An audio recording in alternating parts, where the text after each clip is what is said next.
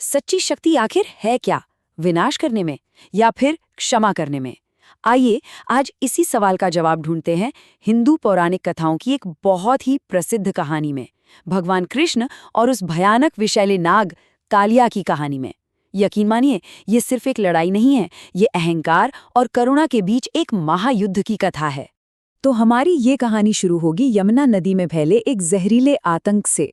फिर हम देखेंगे कि कैसे कृष्ण ने इस चुनौती का सामना करने का संकल्प लिया, कैसे उन दोनों के बीच एक जबरदस्त युद्ध हुआ और आखिर में इस पूरे टकराव से हमें क्षमा और शक्ति के बारे में क्या गहरी सीख मिलती है। चलिए कहानी की शुरुआत करते हैं पवित्र यमुना नदी के किनारे से।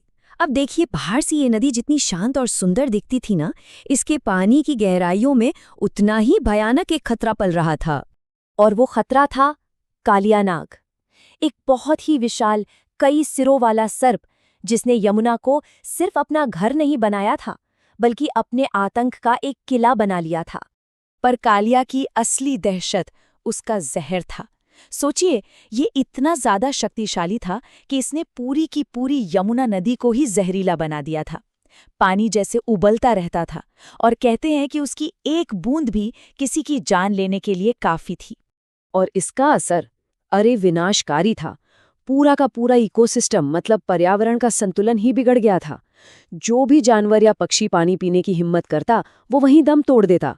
नदी के किनारे बस मौत का सन्नाटा पसरा था और पास के गांव के लोग वो डर और बेबसी में जी रहे थे।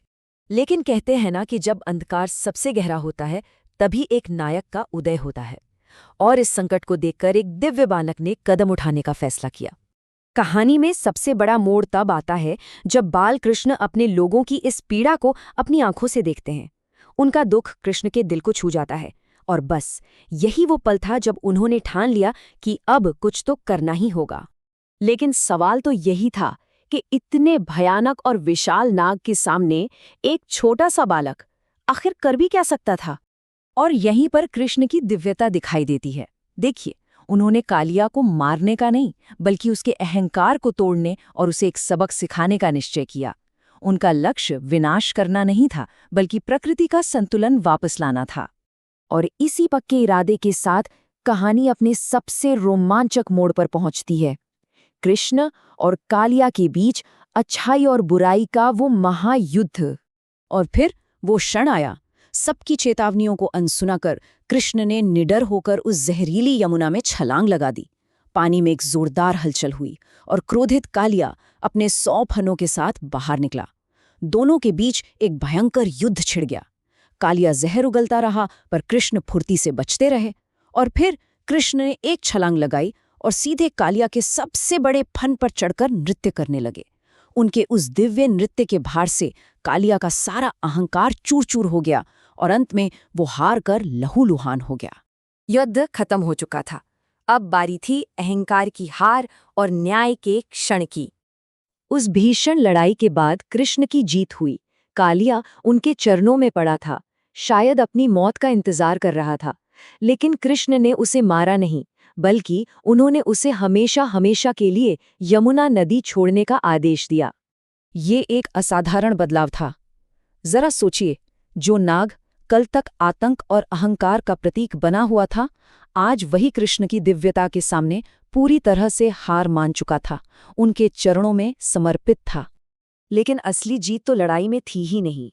कहानी का असली सार तो अब सामने आता है, क्षमा में और एक दिव्य आदेश में। कालिया ने कितनी जानें ली थीं, कितना विनाश फैलाया था, लेकिन इन सब के बावजूद जब उसने सच्चे दिल से माफी मांगी, तो कृष्ण ने भी अपार करुणा दिखाते हुए उसे माफ कर दिया। और उन्होंने उसे सिर्फ माफ नहीं किया, बल्कि एक निर्देश भी दिया, जो शक्ति का सही उपयोग का सार है। जा, यहाँ से चला जा और कभी भी किसी को नुकसान मत पहुंचाना। ये सिर्फ एक आदेश नहीं था, ये एक तरह का वरदान था। तो अंत में ये कालजयी कहानी हमें 3 गहरी सच्चाइयां सिखाती है। पहली, कि अहंकार का अंत निश्चित है। दूसरी, कि सच्ची शक्ति रक्षा करने में है, विनाश करने में नहीं। और सबसे महत्वपूर्ण बात, कि क्षमा की शक्ति बदला लेने की भावना से कहीं ज्यादा बड़ी और शक्तिशाली है।